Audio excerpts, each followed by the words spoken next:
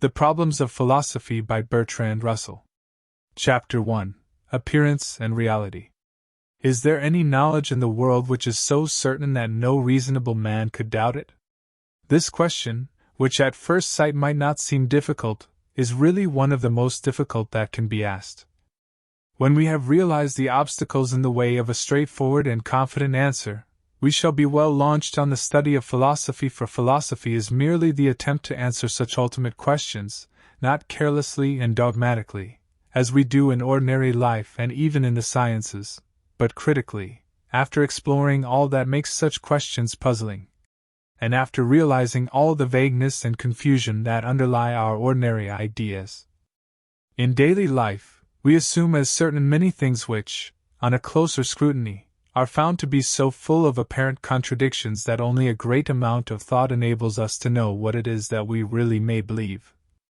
In the search for certainty, it is natural to begin with our present experiences, and in some sense, no doubt, knowledge is to be derived from them. But any statement as to what it is that our immediate experiences make us know is very likely to be wrong. It seems to me that I am now sitting in a chair, at a table of a certain shape, on which I see sheets of paper with writing or print. By turning my head I see out of the window buildings and clouds and the sun. I believe that the sun is about 93 million miles from the earth, that it is a hot globe many times bigger than the earth, that, owing to the earth's rotation, it rises every morning, and will continue to do so for an indefinite time in the future. I believe that, if any other normal person comes into my room, he will see the same chairs and tables and books and papers as I see, and that the table which I see is the same as the table which I feel pressing against my arm. All this seems to be so evident as to be hardly worth stating, except in answer to a man who doubts whether I know anything. Yet all this may be reasonably doubted, and all of it requires much careful discussion before we can be sure that we have stated it in a form that is wholly true. To make our difficulties plain, let us concentrate attention on the table. To the eye it is oblong, brown and shiny, to the touch it is smooth and cool and hard. When I tap it, it gives out a wooden sound. Any one else who sees and feels and hears the table will agree with this description, so that it might seem as if no difficulty would arise. But as soon as we try to be more precise, our troubles begin. Although I believe that the table is really of the same color all over, the parts that reflect the light look much brighter than the other parts, and some parts look white because of reflected light. I know that if I move, the parts that reflect the light will be different, so that the apparent distribution of colors on the table will change. It follows that if several people are looking at the table at the same moment, no two of them will see exactly the same distribution of colors, because no two can see it from exactly the same point of view, and any change in the point of view makes some change in the way the light is reflected. For most practical purposes these differences are unimportant, but to the painter they are all important. The painter has to unlearn the habit of thinking that things seem to have the color which common sense says they really have, and to learn the habit of seeing things as they appear. Here we have already the beginning of one of the distinctions that cause most trouble in philosophy, the distinction between appearance and reality, between what things seem to be and what they are. The painter wants to know what things seem to be, the practical man and the philosopher want to know what they are. But the philosopher's wish to know this is stronger than the practical man's, and is more troubled by knowledge as to the difficulties of answering the question. To return to the table. It is evident from what we have found, that there is no color which preeminently appears to be the color of the table, or even of any one particular part of the table. It appears to be of different colors from different points of view, and there is no reason for regarding some of these as more really its color than others. And we know that even from a given point of view the color will seem different by artificial light, or to a colorblind man, or to a man wearing blue spectacles, while in the dark there will be no color at all, though to touch and hearing the table will be unchanged. This color is not something which is inherent in the table, but something depending upon the table and the spectator, and the way the light falls on the table. When, in ordinary life, we speak of the color of the table, we only mean the sort of color which it will seem to have to a normal spectator from an ordinary point of view under usual conditions of light. But the other colors which appear under other conditions have just as good a right to be considered real, and therefore, to avoid favoritism, we are compelled to deny that, in itself, the table has any one particular color. The same thing applies to the texture. With the naked eye one can see the grain, but otherwise the table looks smooth and even. If we looked at it through a microscope, we should see roughnesses and hills and valleys, and all sorts of differences that are imperceptible to the naked eye. Which of these is the real table? We are naturally tempted to say that what we see through the microscope is more real, but that in turn would be changed by a still more powerful microscope. If, then, we cannot trust what we see with the naked eye, why should we trust what we see through a microscope? Thus, again, the confidence in our senses with which we began deserts us.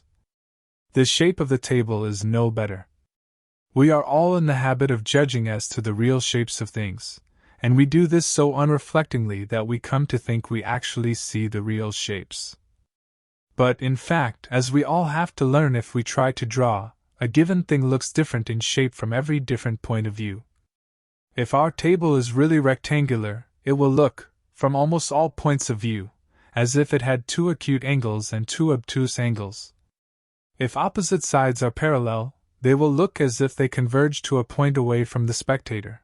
If they are of equal length, they will look as if the nearer side were longer. All these things are not commonly noticed in looking at a table, because experience has taught us to construct the real shape from the apparent shape, and the real shape is what interests us as practical men. But the real shape is not what we see, it is something inferred from what we see. And what we see is constantly changing in shape as we move about the room, so that here again the senses seem not to give us the truth about the table itself, but only about the appearance of the table. Similar difficulties arise when we consider the sense of touch. It is true that the table always gives us a sensation of hardness, and we feel that it resists pressure.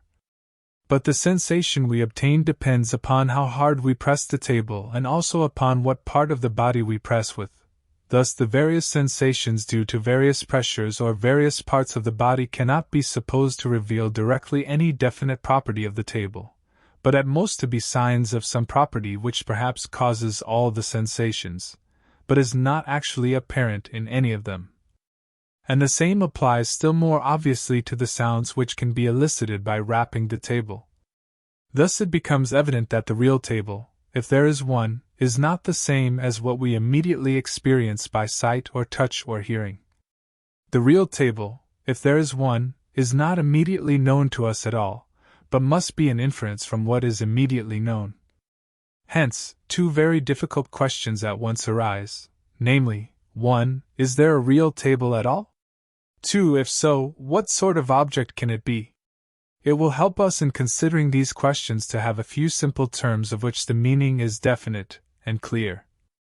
Let us give the name of sense data to the things that are immediately known in sensation, such things as colors, sounds, smells, hardnesses, roughnesses, and so on. We shall give the name sensation to the experience of being immediately aware of these things. Thus, whenever we see a color, we have a sensation of the color, but the color itself is a sense datum, not a sensation. The color is that of which we are immediately aware, and the awareness itself is the sensation. It is plain that if we are to know anything about the table, it must be by means of the sense data brown color, oblong shape, smoothness, etc., which we associate with the table.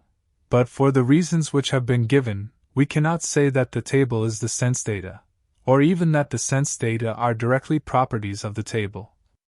Thus a problem arises as to the relation of the sense data to the real table, supposing there is such a thing. The real table, if it exists, we will call a physical object. Thus we have to consider the relation of sense data to physical objects. The collection of all physical objects is called matter. Thus our two questions may be restated as follows.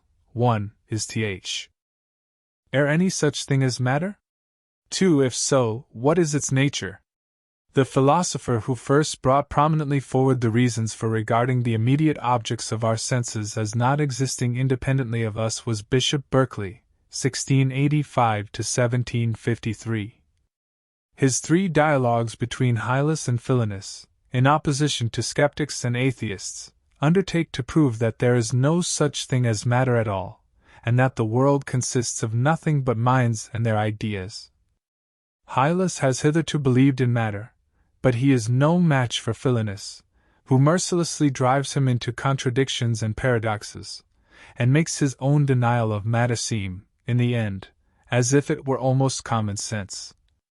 The arguments employed are of very different value. Some are important and sound, others are confused or quibbling. But Berkeley retains the merit of having shown that the existence of matter is capable of being denied without absurdity, and that if there are any things that exist independently of us, they cannot be the immediate objects of our sensations.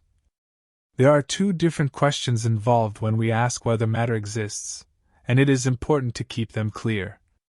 We commonly mean by matter something which is opposed to mind, something which we think of as occupying space and as radically incapable of any sort of thought or consciousness. It is chiefly in this sense that Berkeley denies matter, that is to say, he does not deny that the sense data which we commonly take as signs of the existence of the table are really signs of the existence of something independent of us, but he does deny that this something is non-mental, that it is neither mind nor ideas entertained by some mind. He admits that there must be something which continues to exist when we go out of the room or shut our eyes, and that what we call seeing the table does really give us reason for believing in something which persists even when we are not seeing it. But he thinks that this something cannot be radically different in nature from what we see, and cannot be independent of seeing altogether, though it must be independent of our seeing. He is thus led to regard the real table as an idea in the mind of God. Such an idea has the required permanence and independence of ourselves, without being as matter would otherwise be something quite unknowable, in the sense that we can only infer it, and can never be directly and immediately aware of it. Other philosophers since Berkeley have also held that, although the table does not depend for its existence upon being seen by me, it does depend upon being seen, or otherwise apprehended in sensation, by some mind, not necessarily the mind of God, but more often the whole collective mind of the universe. This they hold, as Berkeley does, chiefly because they think there can be nothing real, or at any rate nothing known to be real except minds and their thoughts and feelings. We might state the argument by which they support their view in some such way as this: whatever can be thought of is an idea in the mind of the person thinking of it. Therefore nothing can be thought of except ideas and minds. Therefore anything else is inconceivable, and what is inconceivable cannot exist. Such an argument, in my opinion, is fallacious, and of course those who advance it do not put it so shortly or so crudely. But whether valid or not, the argument has been very widely advanced in one form or another, and very many philosophers, perhaps a majority, have held that there is nothing real except minds and their ideas. Such philosophers are called idealists.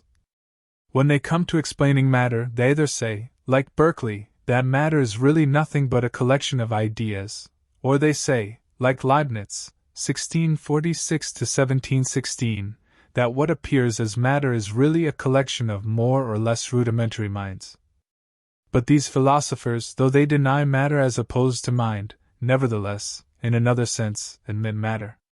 It will be remembered that we asked 2 questions, namely, 1. Is there a real table at all? 2. If so, what sort of object can it be?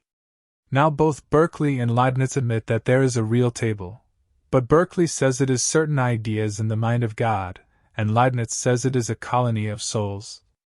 Thus both of them answer our first question in the affirmative, and only diverge from the views of ordinary mortals in their answer to our second question. In fact, almost all philosophers seem to be agreed that there is a real table. They almost all agree that, however much our sense data, color, shape, smoothness, etc., may depend upon us, yet their occurrence is a sign of something existing independently of us, something differing, perhaps, completely from our sense data, and yet to be regarded as causing those sense data whenever we are in a suitable relation to the real table. Now obviously this point in which the philosophers are agreed the view that there is a real table, whatever its nature may be, is vitally important, and it will be worth while to consider what reasons there are for accepting this view before we go on to the further question as to the nature of the real table. Our next chapter, therefore, will be concerned with the reasons for supposing that there is a real table at all. Before we go farther, it will be well to consider for a moment what it is that we have discovered so far.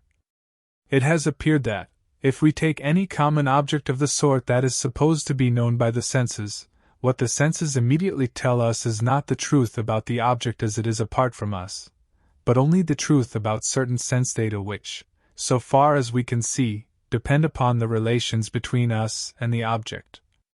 Thus what we directly see and feel is merely appearance, which we believe to be a sign of some reality behind. But if the reality is not what appears, have we any means of knowing whether there is any reality at all? And if so, have we any means of finding out what it is like? Such questions are bewildering, and it is difficult to know that even the strangest hypotheses may not be true. Thus our familiar table, which has roused but the slightest thoughts in us hitherto, has become a problem full of surprising possibilities. The one thing we know about it is that it is not what it seems. Beyond this modest result, so far, we have the most complete liberty of conjecture. Leibniz tells us it is a community of souls. Berkeley tells us it is an idea in the mind of God. Sober science, scarcely less wonderful, tells us it is a vast collection of electric charges in violent motion. Among these surprising possibilities, doubt suggests that perhaps there is no table at all. Philosophy, if it cannot answer so many questions as we could wish, has at least the power of asking questions which increase the interest of the world, and show the strangeness and wonder lying just below the surface even in the commonest things of daily life.